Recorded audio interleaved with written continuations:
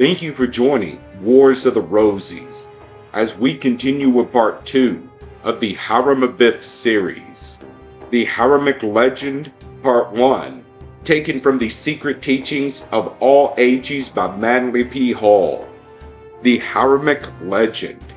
When Solomon, the beloved of God, builder of the everlasting house and Grand Master of the Lodge of Jerusalem, ascended the throne of his father David, he consecrated his life to the erection of the temple to God and a palace for the kings of Israel. David's faithful friend, Hiram, king of Tyre, hearing that a son of David sat upon the throne of Israel, sent messages of congratulations and offers of assistance to the new ruler. In the history of the Jews, Josephus mentions that copies of the letters passing between the two kings were then to be sent both at Jerusalem and at Tyre. Despite Hiram's lack of appreciation for the 20 cities of Galilee, which Solomon presented to him upon the completion of the temple, the two monarchs remained the best of friends. Both were famous for their wit and wisdom, and when they exchanged letters, each devised puzzling questions to test the mental ingenuity of the other. Solomon made an agreement with Hiram of Tyre, promising vast amounts of barley, wheat, corn, wine, and oil as wages for the masons and carpenters from Tyre, who were to assist the Jews in the erection of the temple. Hiram also supplied cedars and other fine trees, which were made into rafts and floated down the sea to Joppa, whence they were taken inland by Solomon's workmen to the temple site. Because of his great love for Solomon, Hiram of Tyre sent also the Grand Master of the Dionysiac architects, Hiram Abiff, a widow's son, who had no equal among the craftsmen of the earth. Hiram is described as being a Tyrian by birth, but of Israelitish descent, and a second Bezalel, honored by his king with the title of father. The Freemasons' Pocket Companion, which was published in 1771, describes Hiram as the most cunning, skillful, and curious workman that ever lived, whose abilities were not confined to building alone, but extended to all kinds of work, whether in gold, silver, brass, or iron, whether in linen, tapestry, or embroidery, whether considered as an architect, statuary, founder, or designer, separately or together, he equally excelled. From his designs and under his direction, all the rich and splendid furniture of the temple and its several appendages were begun, carried on, and finished. Solomon appointed him, in his absence, to fill the chair as Deputy Grand Master, and in his presence, Senior Grand Warden, Master of Work, and General Overseer of all artists, as well as those whom David had formerly procured from Tyre and Sidon, as those Hiram should now send. Note, modern Masonic writers differ as to the accuracy of the last sentence.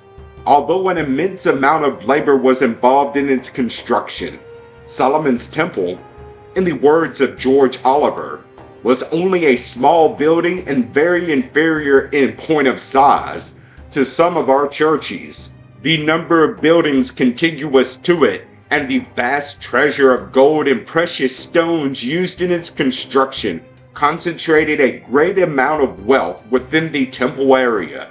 In the midst of the temple stood the Holy of Holies, sometimes called the Oracle. It was an exact cube, each dimension being 20 cubits, and exemplified the influence of Egyptian symbology. The buildings of the temple group were ornamented with 1,453 columns of Parian marble, magnificently sculpted, and 2,906 pilasters decorated with capitals. There was a broad porch facing the east, and the Sanctum Sanctorum was upon the west. According to tradition, The various buildings and courtyards could hold in all 300,000 persons.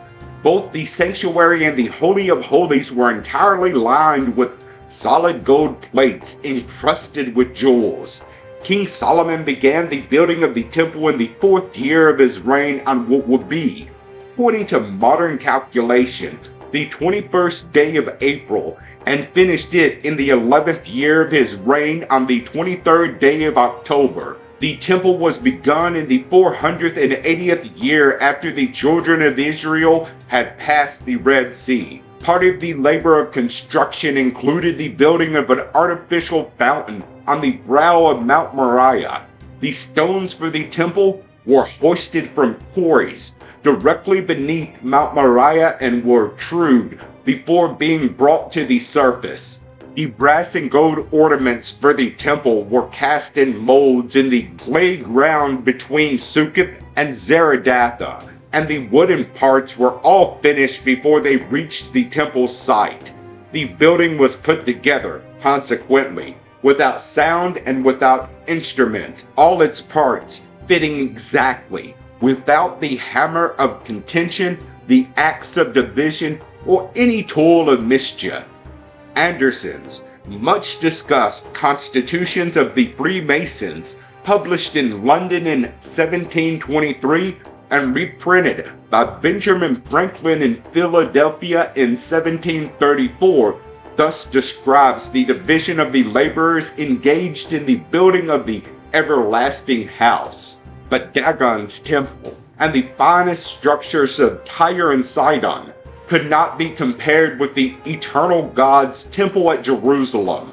There were employed about it no less than 3,600 princes, or master masons, to conduct the work according to Solomon's directions, with 80,000 hewers of stone in the mountain, or fellow craftsmen, and 70,000 laborers in all, 153,600, besides the levy under Adoniram, to work in the mountains of Lebanon by turns with the Sidonians, viz. 30,000, being in all 183,600.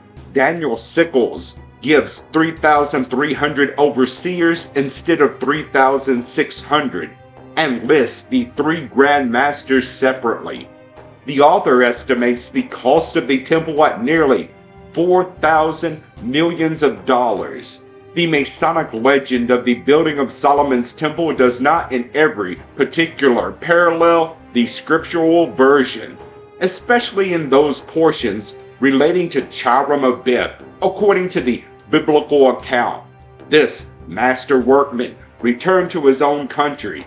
In the Masonic allegory, he is foully murdered. On this point, A.E. Waite, in his New Encyclopedia of Freemasonry, makes the following explanatory comment. This legend of the Master Builder is the great allegory of Masonry. It happens that his figurative story is grounded on the fact of a personality mentioned in Holy Scripture, but this historical background is of the accidents and not the essence. The significance is in the allegory and not in any part of history which may lie behind it. Hiram, as master of the builders, divided his workmen into 3 groups which were termed entered apprentices, fellow craftsmen, and master masons. To each division he gave certain passwords and signs by which their respective excellence could be quickly determined. While all were classified according to their merits, some were dissatisfied, for they desired a more excellent position than they were capable of filling. At last, 3 fellow craftsmen, more daring than their companions, determined to force Hiram to reveal to them the password of the master's degree, knowing that Hiram always went into the unfinished Sanctum Sanctorum at high noon to pray. These ruffians, whose names were Jabelah, Jabelo, and Jabelum, lay in wait for him, one at each of the main gates of the temple. Hiram, about to leave the temple by the south gate, was suddenly confronted by Jabelah, armed with a 24-inch gauge. Upon Hiram's refusal to reveal the master's word, the ruffian struck him on the throat with the rule, and the wounded master then hastened to the west gate, where Jacques de Molay, armed with a square, awaited him and made a similar demand. Again, Hiram was silent, and the second assassin struck him on the breast with the square. Hiram thereupon staggered to the east gate, only to be met there by Jubilam, armed with a maul. When Hiram refused him the master's word, Jubilam struck the master between the eyes with the mallet, and Hiram fell dead. The body of Hiram was buried by the murderers over the brow of Mount Moriah, and a sprig of acacia placed upon the grave.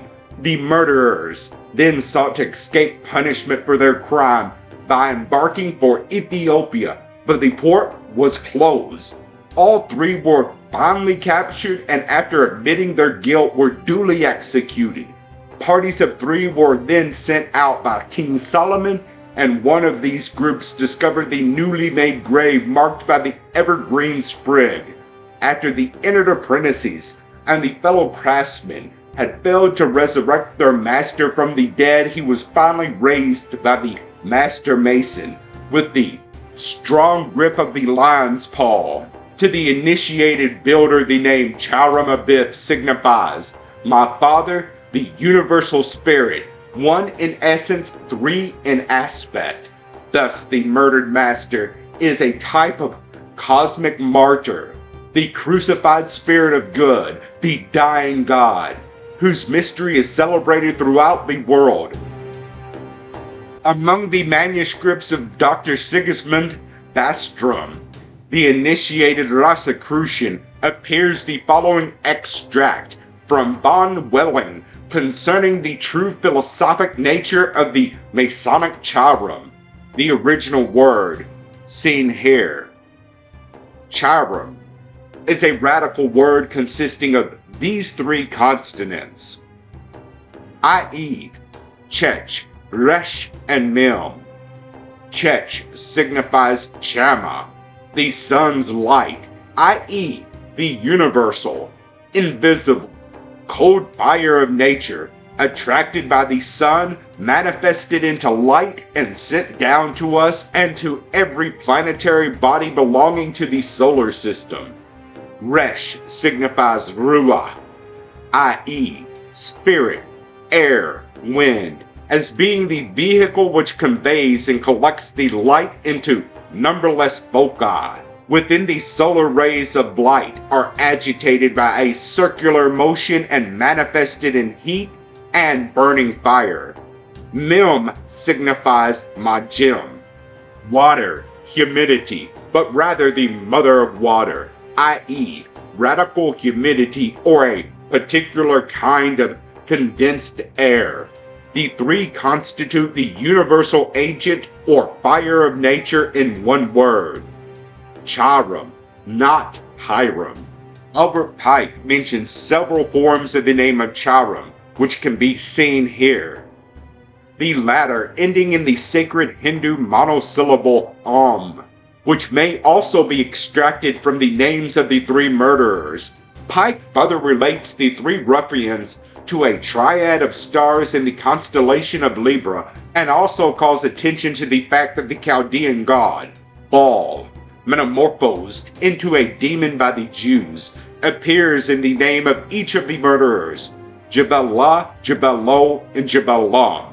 To interpret the Hiramic legend requires familiarity with both the Pythagorean and Qabbalistic system of numbers and letters, and also the philosophic and astronomic cycles of the Egyptians, Chaldeans, and Brahmins. For example, consider the number 33.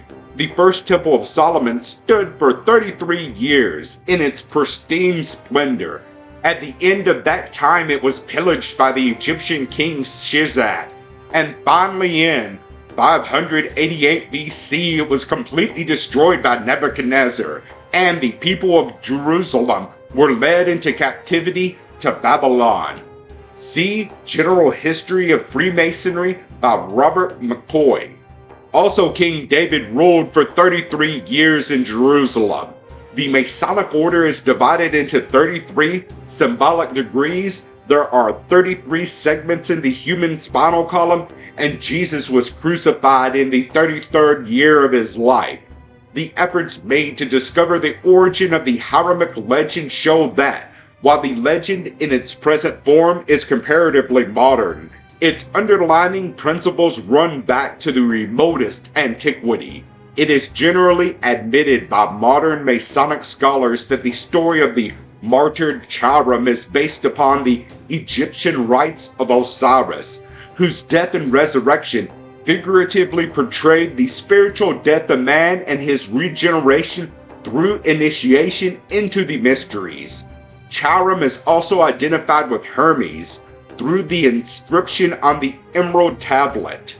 From these associations, it is evident that Hiram is to be considered as a prototype of humanity. In fact, he is Plato's idea, archetype of man, as Adam after the fall symbolizes the idea of human degeneration. So Hiram through his resurrection symbolizes the idea of human regeneration.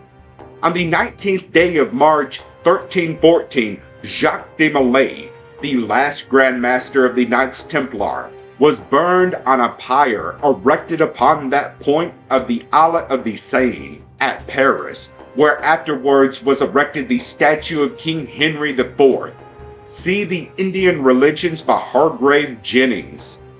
It is mentioned as a tradition in some of the accounts of the burnings, writes Jennings, that Molay, ere he expired, summoned Clement, the Pope who had pronounced the bull of abolition against the order and had condemned the Grand Master to the flames, to appear within 40 days before the Supreme Eternal Judge and Philip the King to the same awful tribunal within the space of a year. Both predictions were fulfilled. The close relationship between Freemasonry and the original Knights Templar has caused the story of Hiram to be linked with the martyrdom of Jacques de Molay.